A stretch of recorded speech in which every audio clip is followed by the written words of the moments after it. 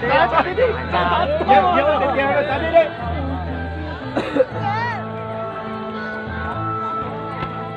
Ôi trời tao tiền. Con kìa. Giá mình nhỏ, giá mình nhỏ. Lên đặt cho nó. Rồi. Cái mà sao có chỗ xích.เอาlì xí nào. Đấy cả cái nào. Có xịt. Mà có to. Ê, như thế nào? Tao hả? Tao thế đấy. Giờ nó quyết định cái đấy, ta mà quyết định cái đấy. Dạ, quyết định đấy. Ta mà quyết định cái đấy.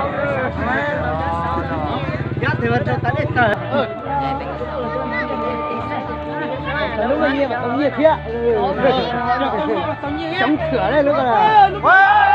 Tao tiền. Nó mà nít tạp á, nó cho nít đủ 6 quả.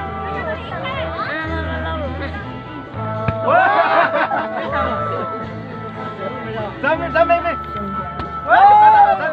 chả biết ta. Đi lên đầu đi luôn.